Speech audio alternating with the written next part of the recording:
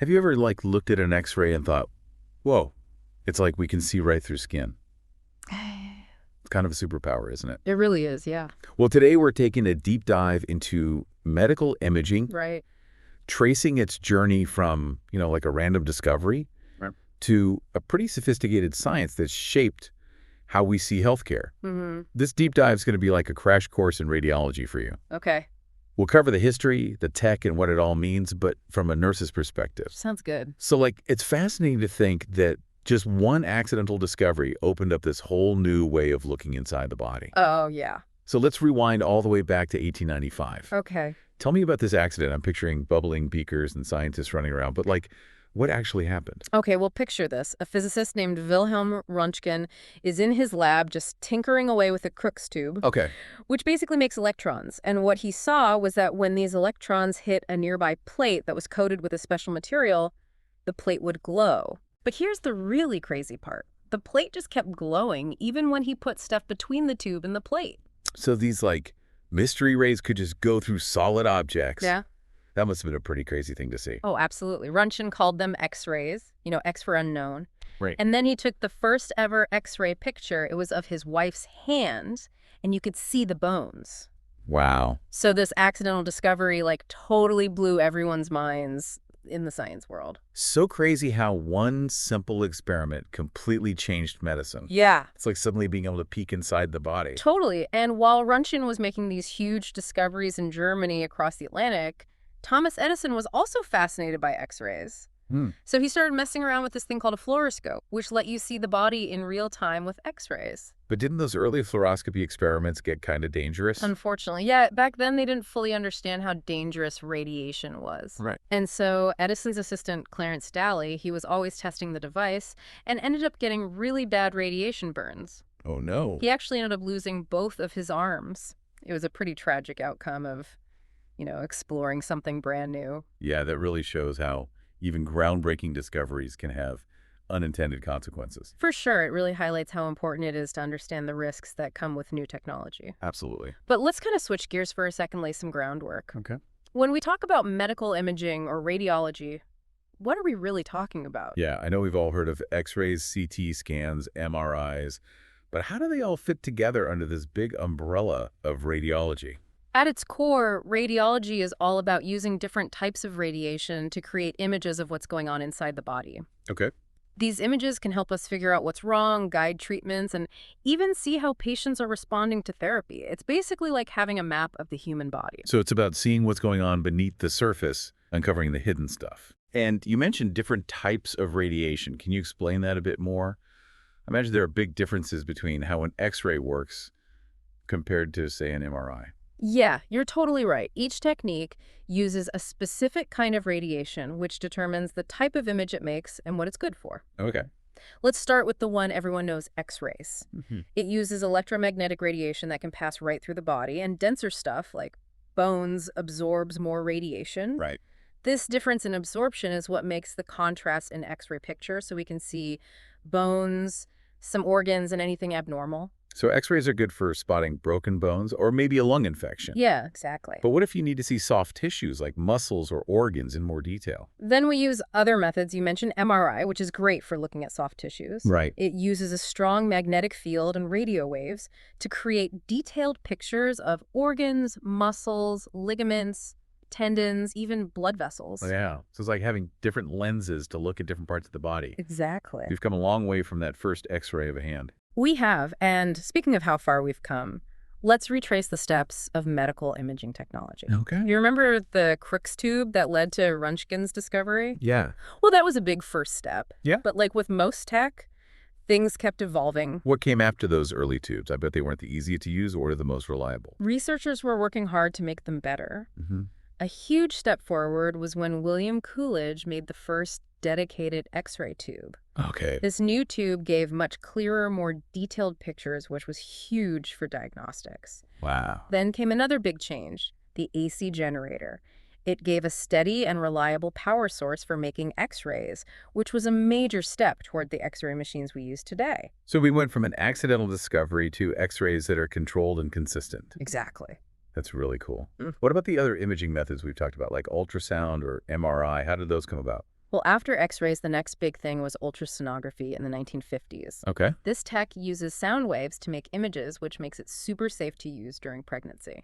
It quickly became the standard for keeping an eye on fetal development and looking at soft tissues. Using sound waves to see inside the body. That's so smart. It is, and the advancements didn't stop there in the 1970s. We saw the rise of CT scans, which take a bunch of X-rays from different angles to build a 3D picture.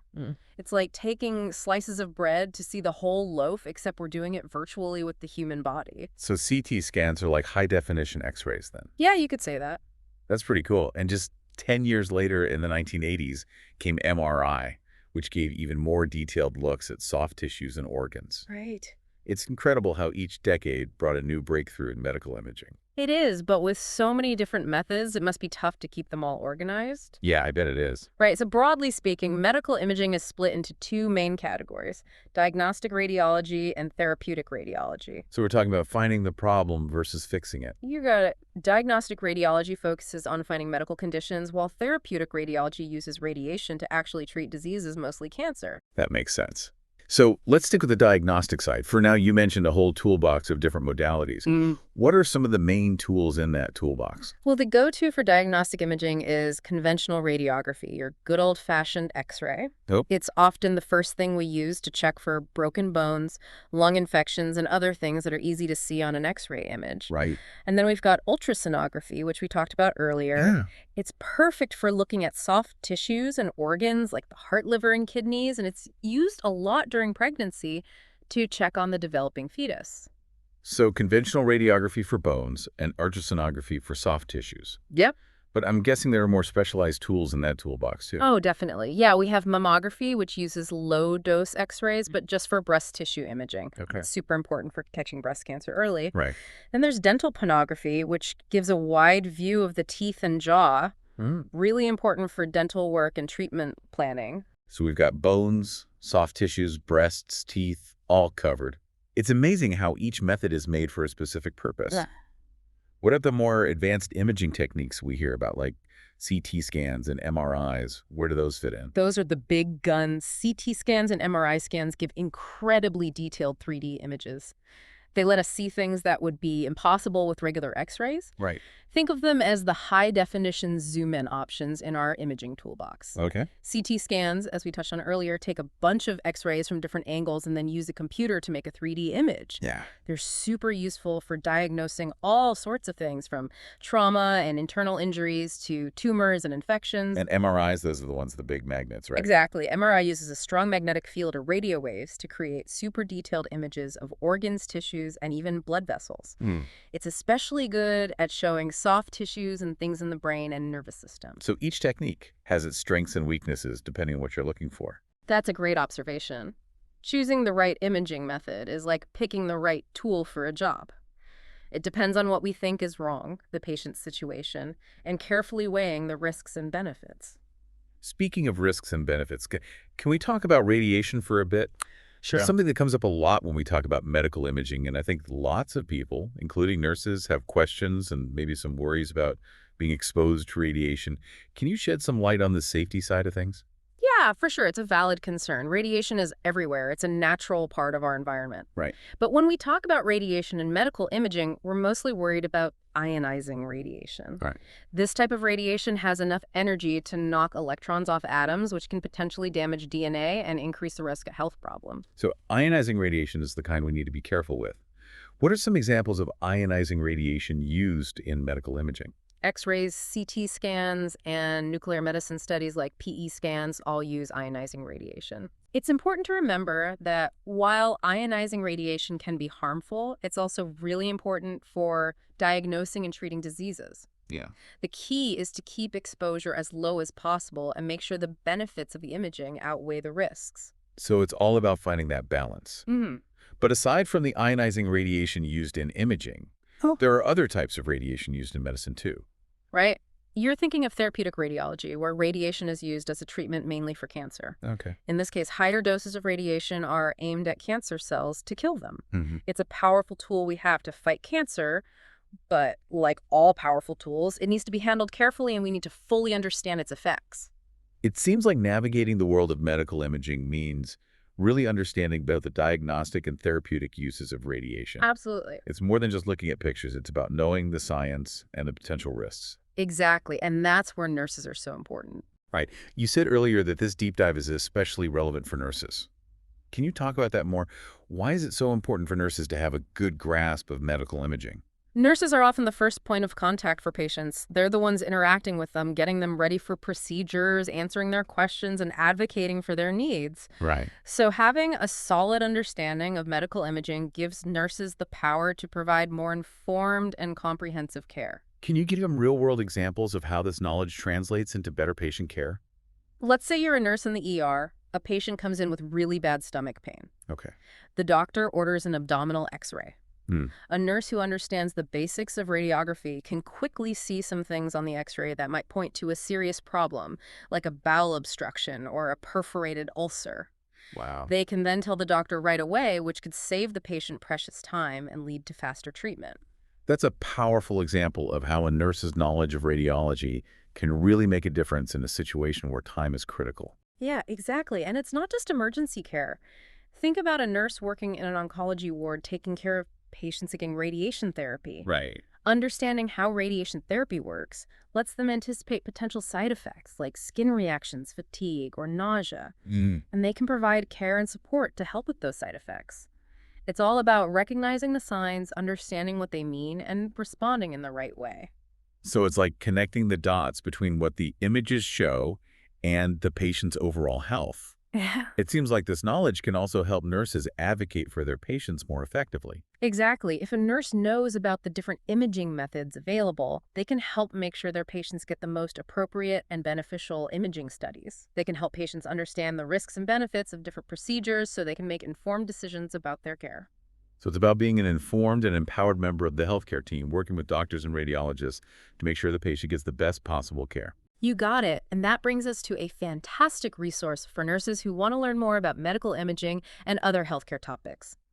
London Heartbeat's Z Academy. Yes, London Heartbeat Z Academy, based in the UK, has been amazing in helping us put together this deep dive. They have. They offer over 140 healthcare courses, giving nurses and other healthcare professionals the knowledge and skills they need to excel in their careers. It's an amazing resource if you want to learn more about medical imaging or any other healthcare topic. I highly recommend checking out their website. Yes. They've got a wide range of courses, from beginner to advanced, all designed to fit the busy schedules of healthcare professionals. And don't forget to connect with London Heartbeat Z Academy on social media. Right. You can find them on Facebook, Instagram, Spotify, and YouTube. They're always sharing great insights and updates you won't want to miss out. Definitely. Huge thanks again to London Heartbeat Z Academy for their amazing support.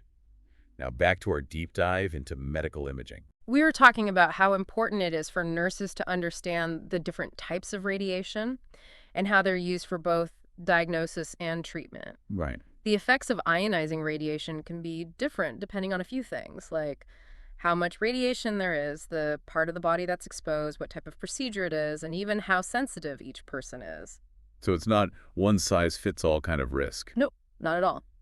Some parts of the body are more sensitive to radiation than others. Okay. For example, cells that divide quickly, like those in bone marrow and the digestive system, are more easily damaged by radiation. I see. This is why we take extra care when we're imaging those areas, especially in kids who are still growing and developing. So what kind of short-term effects can happen from being exposed to ionizing radiation? Well, in the short term, high doses of radiation can cause things like skin redness, hair loss, nausea, and vomiting. These are usually temporary and go away on their own. Okay. But it's the long-term effects that are more worrisome because they can be pretty serious. Those are the ones people really worry about, right? Yeah, the long-term effects of radiation exposure can include a higher risk of cancer, potential genetic effects that could be passed on to future generations, cataracts, infertility, and even in extreme cases, death. That's definitely something to think about. Yeah. But you said earlier that the doses used in diagnostic imaging are usually very low. Right. Are those low doses enough to cause these long-term problems? The doses we use in diagnostic imaging are carefully controlled and are thought to be very low risk. Okay. But it's still really important to keep exposure as low as possible whenever we can. Yeah. And this is where nurses play a big role in advocating for their patients and making sure any imaging procedures are actually needed. So it's about being a careful advocate, always thinking about the risks and benefits. Exactly, and part of that advocacy is understanding the possible risks that come with cumulative radiation exposure. Okay. While a single X-ray or CT scan has minimal risk, repeated exposures over time can add up. So like anything else, moderation is key. But how can nurses effectively advocate for their patients when it comes to radiation safety? It starts with education. Nurses need to understand radiation safety principles and the risks and benefits of the different imaging methods. Right. They can then use this knowledge to educate patients, answer their questions, and address any concerns they might have. So it's about empowering both the nurse and the patient with knowledge. You got it. Mm. Nurses can also advocate for their patients by making sure they're properly shielded during imaging procedures, questioning whether repeat imaging is really necessary, and suggesting alternative diagnostic options when it's appropriate. So it's about being an active part of the decision-making process, not just blindly following orders. Exactly.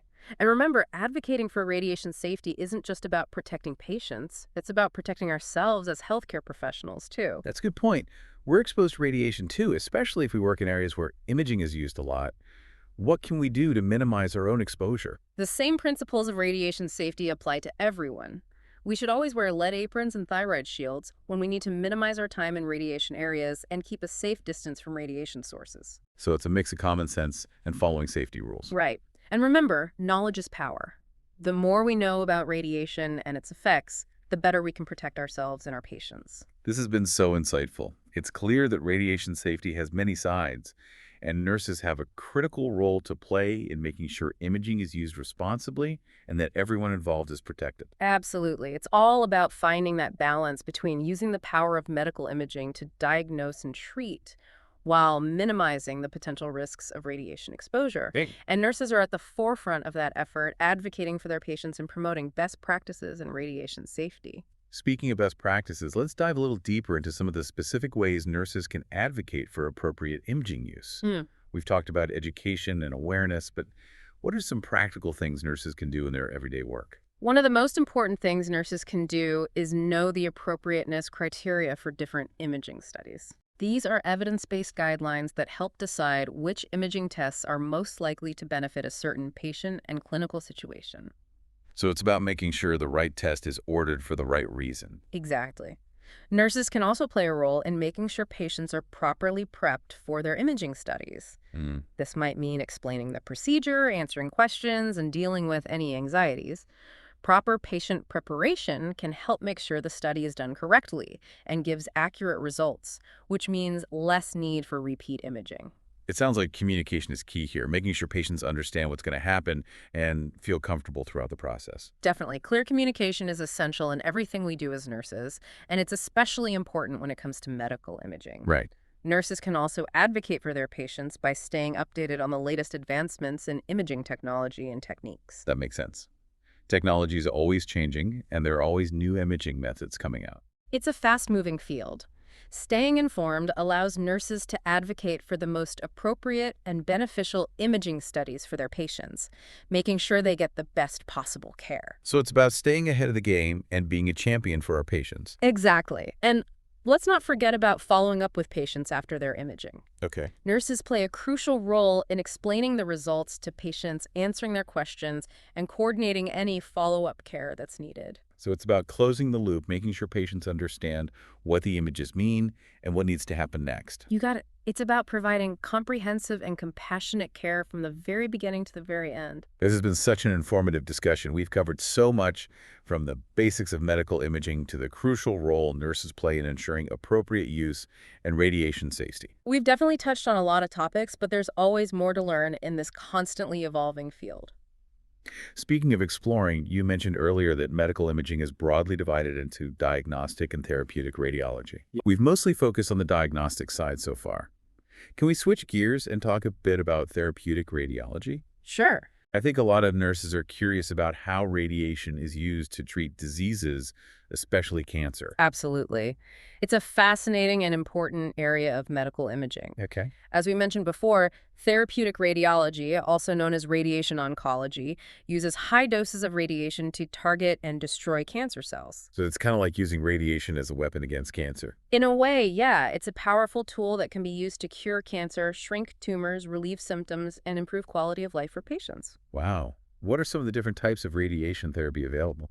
There are two main types, external beam radiation therapy and internal radiation therapy, which is also called brachytherapy. Can you explain the difference between the two? Sure, in external beam radiation therapy, the radiation comes from a machine outside the body. Okay. It's like shining a beam of radiation at the tumor from a distance. Hmm. Brachytherapy, on the other hand, involves putting radioactive sources directly inside or near the tumor. So it's a more targeted approach, delivering the radiation right to the problem area. You got it. The type of radiation therapy we use depends on the type of cancer, where it is the patient's overall health and other things. It sounds like radiation therapy is a complex and very specialized field. It definitely is. Radiation oncologists and radiation therapists work closely together to create a treatment plan for each patient, carefully figuring out the dose and aiming the radiation to minimize damage to healthy tissues nearby. It's amazing how far we've come in being able to use radiation to treat diseases. Yeah.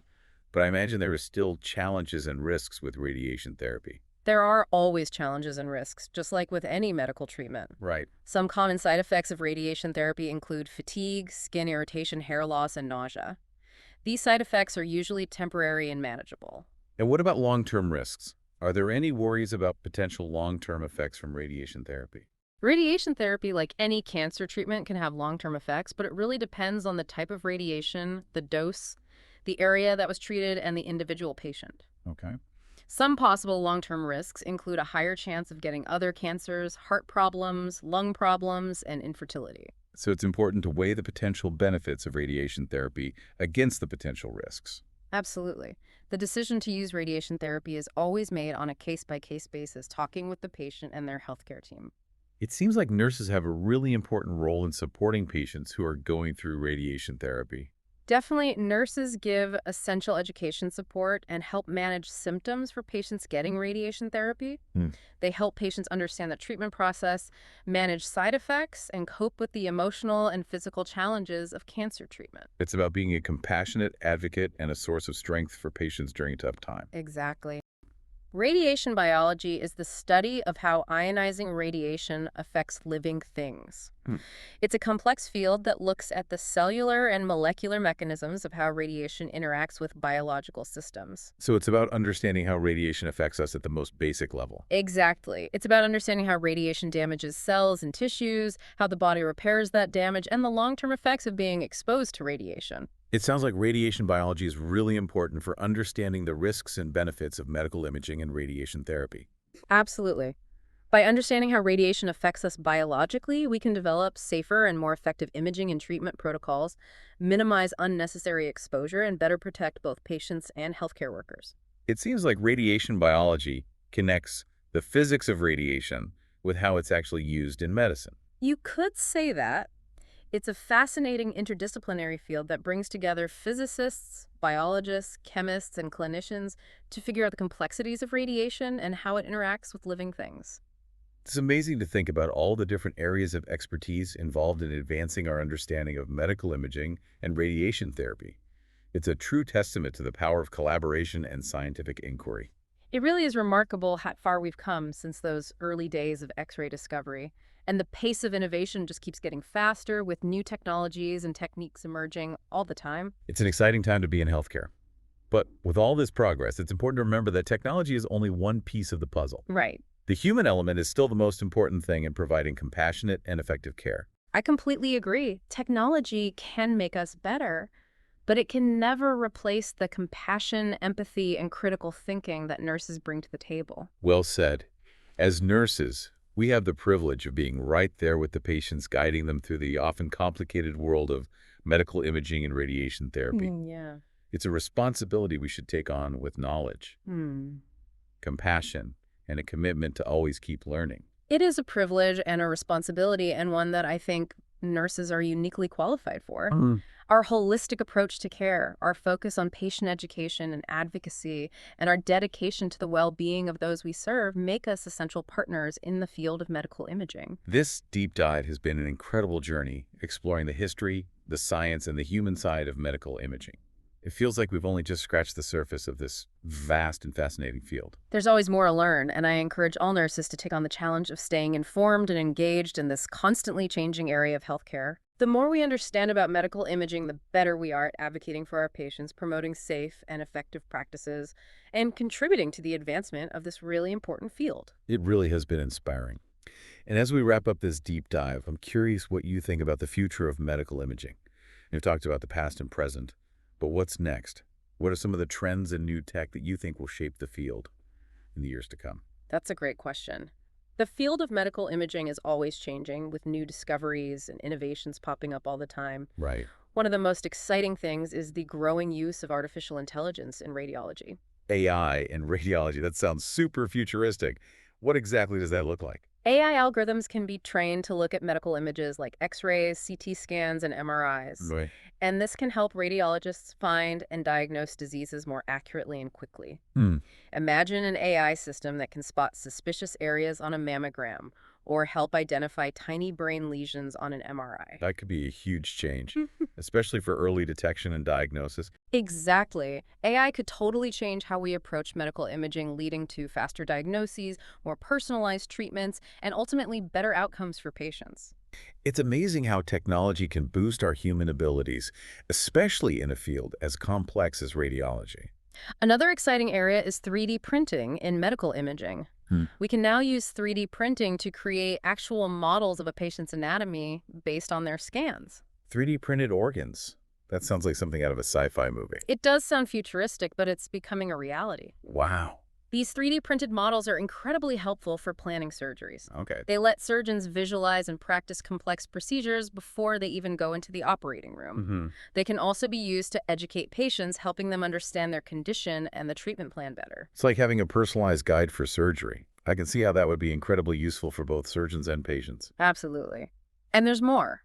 We're also seeing advancements in virtual reality and augmented reality in medical imaging. VR and AR, aren't those usually for games and entertainment? How are they being used in healthcare? VR and AR can create immersive and interactive experiences for both healthcare providers and patients. Okay. For instance, imagine a radiologist using VR to actually step inside a patient's CT scan, Hmm. getting a 360-degree view of their anatomy and what's going on. That would be amazing. It's like taking a virtual tour of the human body. Exactly. And VR can be used to create simulations of medical procedures for patients, Yeah. helping them prepare for surgery or radiation therapy by lessening anxiety and increasing their understanding. It sounds like the possibilities for using technology in medical imaging are endless. The future of medical imaging is really exciting, and I can't wait to see what new innovations come up in the next few years. Me too. But with all this amazing technology, it's important to remember that the human touch is still at the heart of healthcare. That's a great point. Technology can help us do more, but it can never replace the compassion, empathy, and critical thinking that nurses bring to patient care. You're absolutely right. Nurses are essential in connecting technology and patient care. We're the ones who explain the procedures, answer questions, address fears, and advocate for our patients' needs. And as technology keeps changing, that human connection becomes even more important. I completely agree. We need to make sure that technology is used ethically responsibly and always with the patient's well-being as the top priority. This deep dive has been an amazing journey exploring the past, present, and future of medical imaging. We've covered so much from the basic principles of radiation to the groundbreaking technologies shaping the future of healthcare. Yes, we have. And I think we've both learned a lot along the way. It's been a really eye-opening conversation. It has. And I want to thank you for sharing your expertise and passion for this fascinating field. You're welcome. It's clear that medical imaging is more than just a bunch of technologies. It's a crucial tool that helps us see inside the human body, diagnose diseases, give targeted treatments, and ultimately improve the lives of our patients. Absolutely. It's been great being a part of this deep dive, and I hope our listeners feel inspired to keep learning about medical imaging and how it's impacting healthcare. And on that note, we want to give a huge thank you to London Heartbeat's Z Academy for the incredible support in making this deep dive happen. Their dedication to providing top-notch healthcare education is amazing. Yeah, they're great.